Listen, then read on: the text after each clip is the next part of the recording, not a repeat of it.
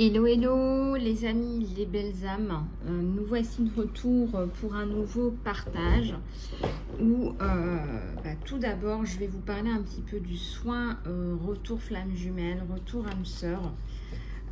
Si vous souhaitez le réserver, vous pouvez aller dans l'onglet sous la vidéo et cliquer sur le lien pour le réserver pour 5 € seulement, donc profitez-en.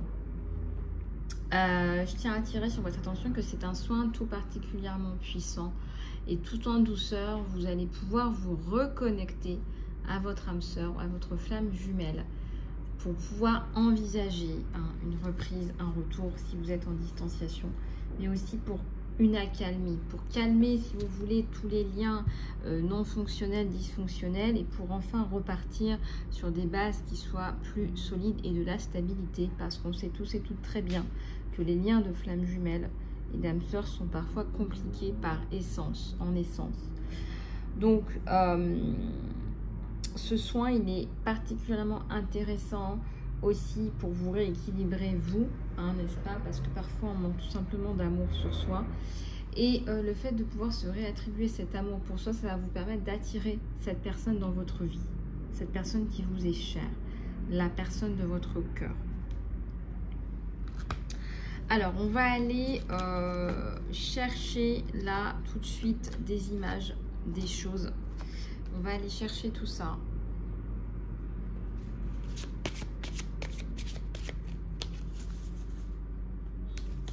On va aller chercher des messages pour toi parce que tu en as besoin.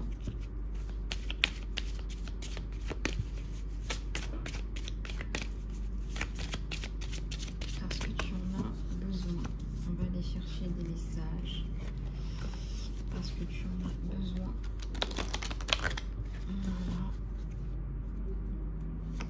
Voilà. Allez, il va falloir décrocher là. Besoin d'un break parce que là, tu es fatigué. Et je pense que si tu continues comme ça, ça va être un petit peu compliqué. Recharge tes batteries, les batteries de ton âme et décharge-toi de tout ce qui est digital. Connecte-toi à toi-même en te déconnectant des distractions comme par exemple des to-do list, des autres personnes par exemple. La meilleure façon de faire ça, c'est de générer des idées qui sont fraîches et innovantes pour équilibrer tout ce qui est naturel et tout ce qui est virtuel. Je m'explique. Qu'est-ce qu'on entend par là? Eh bien, on entend que le monde qui vous entoure a autant à vous apprendre que ce monde extrêmement virtuel. Le danger de cette virtualité, c'est quoi? C'est qu'en réalité, vous allez vous déconnecter de ce monde matériel, non pas matériel au sens monétaire, mais au sens de, voilà, j'apprends autant à me connecter avec un arbre dans la nature que à écouter un podcast par exemple pour me concentrer par exemple sur mes sensations intuitives. Si je travaille sur des sensations intuitives, je peux apprendre ça de façon tout à fait cérébrale, mais je peux aussi décider d'arrêter de me connecter H24 avec tout ce monde virtuel, ces applications, ces réseaux sociaux, etc. et décider, par exemple, d'aller en pleine nature et de me reconnecter avec mes sensations sincères, honnêtes et intuitives. Et je sais qu'elles seront authentiques. Voilà. Excusez-moi. Allez, on continue. Il y a des abeilles qui ont besoin de se déconnecter là. Je dirais même beaucoup. Beaucoup d'abeilles qui ont besoin de se déconnecter là. Et c'est tant mieux. Alors, offre ton amour. On voit que tu as beaucoup d'amour à donner. Est-ce que quelqu'un dans ta vie pourrait bénéficier de cet amour, de cette gentillesse? Le geste n'a pas besoin d'être grand. Tu peux envoyer un email, prendre ton téléphone, aller visiter quelqu'un ou commander un bouquet commander un bouquet de pensées. Il faut que tu dises à cette personne que tu penses à elle ou que tu penses à lui. Et quand tu offres de l'amour généreusement, cette énergie d'amour, en fait, elle revient vers toi de façon démultipliée. Tandis que ça nous élève aussi durant ce processus. Donc on te dit, eh bien, va parler aux autres et va offrir ton amour aujourd'hui. Voilà.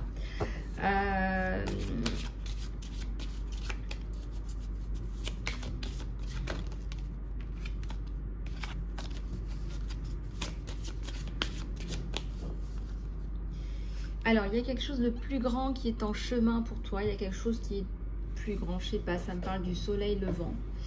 Ça me parle d'une opportunité là ailleurs. On te dit, autorise ta vision à se détendre, à se développer et sois ouvert à la forme qu'il prend. Tu peux découvrir que tu es en train de rêver trop petit et que ce qui avait l'air d'un obstacle est en fait en train de se développer comme il le fallait et dans une meilleure direction. L'univers est là, l'univers est derrière toi. L'univers est derrière toi et peut-être que tu le savais pas, mais l'univers est derrière toi. Et on te dit que ta mission d'âme, déjà, c'est la joie. Alors, il y a beaucoup qui vont me dire, ah bah oui, mais bon, là, je fais quelque chose, je suis pas en alignement à 100%, mais j'ai de la joie, mais j'aimerais bien faire autre chose quand même. Oui, certes, d'accord. Oui, certes, d'accord. Mais on va chercher un maximum de joie. On va aller chercher à atteindre un niveau vibratoire plus élevé. Les vibrations les plus élevées sont les vibrations d'amour, de joie, de paix, de bonheur, etc. Et effectivement, donc l'objectif c'est la joie. L'objectif c'est la joie. L'objectif c'est de trouver cette étincelle de joie que tu as perdue parce que comme tout le monde, tu as été sermonné, on t'a dit voilà, il faut que tu cravaches pour atteindre tel ou tel objectif, il faut que tu cravaches pour être telle ou telle personne, il faut que tu cravaches pour tu vois ce que je veux dire. Donc à un moment donné on voit que tu n'es plus toi-même et que tu perds en joie et que tu perds en vibration. Et c'est vrai qu'on est dans une société où on nous dit même si tu n'aimes pas ça, il va falloir que tu travailles très dur pour avoir cette note-là, parce qu'il va falloir que tu passes à l'étape supérieure, finalement. Donc, quelque part, il y a substantiellement un état de fait qui fait qu'on nous dit il faut travailler, il faut travailler. Et parfois, il y a beaucoup d'enfants qui travaillent beaucoup et qui arrivent à un certain âge, on va dire à l'âge adulte, et qui en fait ont travaillé sur toutes les matières, même sur des choses qu'ils détestaient, peut-être 3 fois plus, 4 fois plus, 5 fois plus que la moyenne, pour avoir une note, et c'est un état de fait pour pouvoir passer à l'étape suivante. Pas parce que ça les intéressait, mais pour un objectif bien précis de passage à l'étape supérieure. Il n'y a aucune critique dans ce que je fais. Je suis là dans la reliance. J'aime relier. J'aime relier. Et il faut aussi pouvoir parler de tout et pouvoir comprendre, et tout s'explique. Et donc, ces personnes-là, arrivées à l'âge de 18 ans, qu'est-ce qui se passe? Je me sens un petit peu perdue parce qu'en fait, je ne sais pas vraiment ce pourquoi je suis fait ou je suis faite. Je suis un petit peu perdue parce qu'on m'a dit qu'il fallait être bon à l'école pour réussir. Je suis bonne à l'école et je réussis, mais je ne sais vraiment pas pourquoi je suis faite. En fait, j'ai même l'impression d'être d'être nul, parce que je ne sais même pas pourquoi je suis fait ou faite. J'aimerais bien pouvoir avancer et pouvoir me dépatouiller un petit peu de toute cette incertitude, mais en fait, j'y arrive pas. J'y arrive pas parce que moi, j'ai toujours rempli ma mission, j'ai toujours eu des bonnes notes un peu partout, parce qu'il fallait que j'assure un avenir. En tout cas, c'est ce qu'on m'a dit, j'ai été pétrie de cette idée. Et puis, j'arrive à l'âge adulte et puis en fait, je n'y arrive pas non plus. J'y arrive pas, je ne sais pas où je vais encore prendre un cursus parce qu'il faut passer à l'étape supérieure. Et puis peut-être que je vais encore traîner cette idée-là pendant plusieurs années jusqu'à la fin de mes études et même avoir un diplôme pour quelque chose qui ne m'intéresse pas fondamentalement. Bon, l'erreur est humaine et on n'est pas là pour se lancer la... On n'est pas là pour se lancer la... On n'est pas là pour se lancer... comment on dit ça on n'est pas là pour se lancer des ping et des pong. On n'est pas là pour se faire une bataille de ping-pong, je te rassure. Ce que je suis en train de te dire, c'est qu'il serait peut-être bien que tu arrives à identifier avec tes parents à un moment donné ce que tu n'aimes vraiment pas faire, parce que ça va t'aider à comprendre ce que tu aimes vraiment faire et ce pourquoi tu es fait et ce qui est ta force. Et ce qui est même, je dirais plus loin, ta mission de vie. Ta mission de vie, c'est quelque chose qui est planté là. Je dirais même, c'est ton autoroute. C'est l'autoroute de ta réussite parce que c'est ce pourquoi tu es fait. Bien sûr qu'on a tous un mental, un cerveau et qu'on va utiliser son cerveau. Tu vas utiliser ton cerveau pour calculer, pour additionner, pour apprendre et tout ça. Et toutes ces données-là font que, eh bien, à un moment donné, tu fais l'addition de tout ça et ça fait aussi la personne très riche que tu es. Donc, je ne suis pas en train de te dire il faut que tu tires un trait dans tout ça. Mais si tu pouvais laisser un petit peu d'espace pour laisser germer ce potentiel énormissime, puisqu'on en a tout ça, pour ce pourquoi tu es faite. Parce que ce qui va en découler, c'est quelque chose de magnifique et tu vas pouvoir impacter le monde de façon autant magnifique que tu ne l'es. Ceci m'amène à ajouter que ce qui est important pour toi, c'est bien sûr que tu peux t'éclater. Si tu veux vraiment avoir un 15 en maths et que tu détestes ça, il va falloir que tu travailles beaucoup.